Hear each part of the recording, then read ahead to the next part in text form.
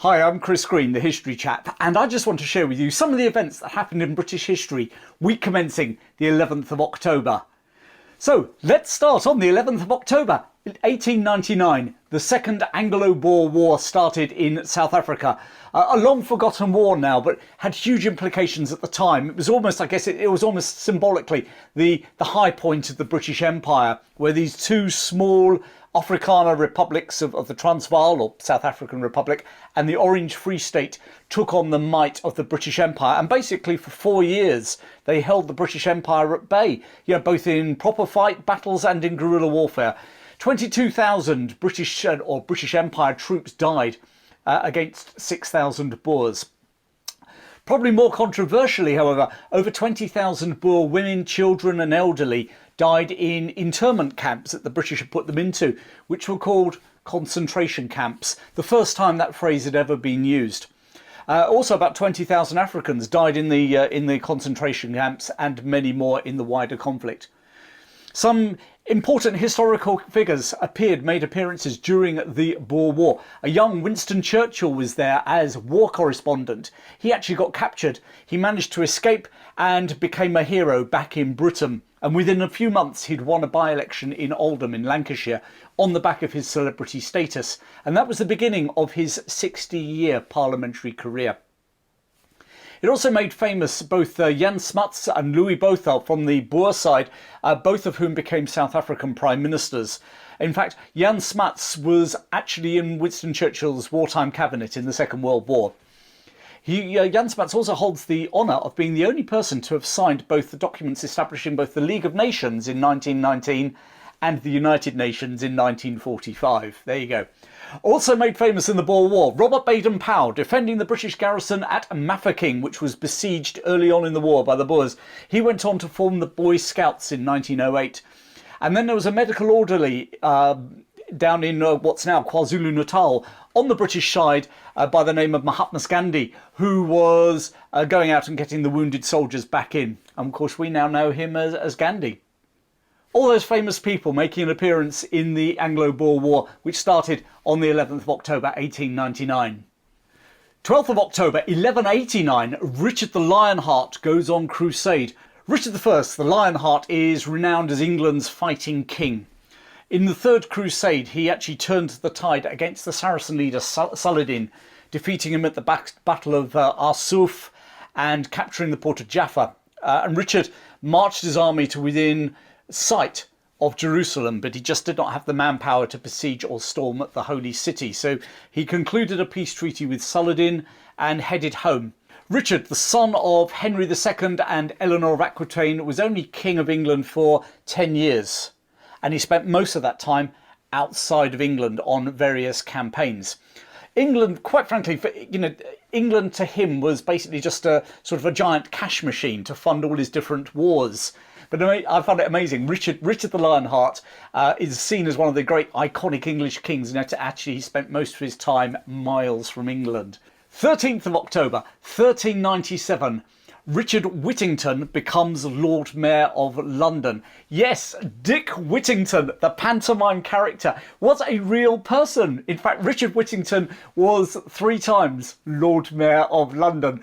Whether he had a cat helping him, however, is highly unlikely. Nevertheless, it makes for a great pantomime story, and he's a real character in English history and London history. Which takes us to the last event that I want to share with you this week. 14th of October 1066, the Battle of Hastings, probably the most famous battle and date in English history, and the result changed England forever. It was the last time that England was successfully invaded by a foreign power. After a full day's fighting, it was still stalemate between the English and the Norman invaders, and despite repeated Norman attacks, the English shield wall, battered, weakened but not broken, continued to hold the ridge on Senlac Hill in Sussex. And as the autumn shadows started to lengthen on the ground, the invader William of Normandy knew the game was almost up. Up on the hill, under his personal banner of the fighting man, King Harold of England only had to hold on until nightfall. Then he could retreat in darkness back to London, and there behind the ancient Roman walls, with the River Thames acting as a moat against William of Normandy, he could wait for his reinforcements to come from the Midlands and the north to join him. And William? This was all he had. It was less than he had started the day with as well. His great gamble was about to fail. And as those shadows grew longer, he made up his mind. He ordered one last all-out assault on the English lines and ordered his knights to charge directly at Harold. You probably know the story. William becomes the conqueror, Harold gets an arrow in his eye. Well, maybe. The Norman conquest, the end of Anglo-Saxon England. But you know, the real story is so much more than a bloody battle, and it's far, far more intriguing.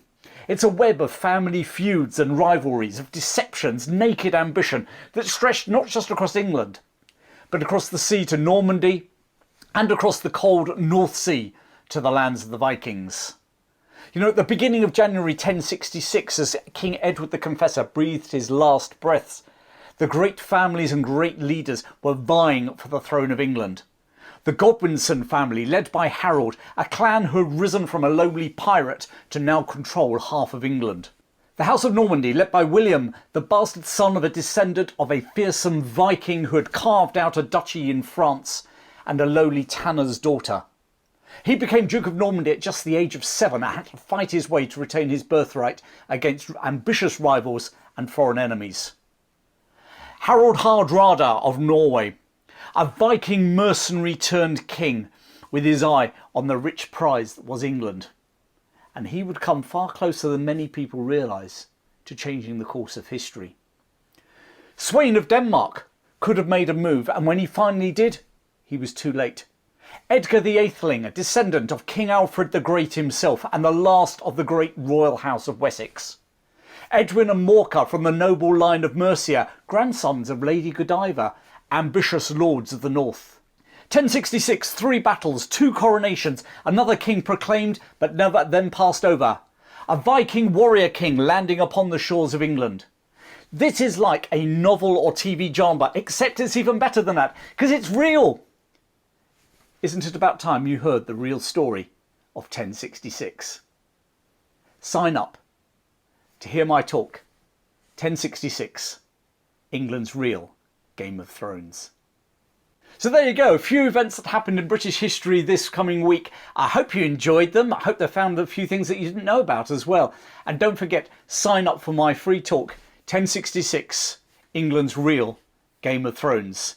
Until next week, take care, and I'll see you soon.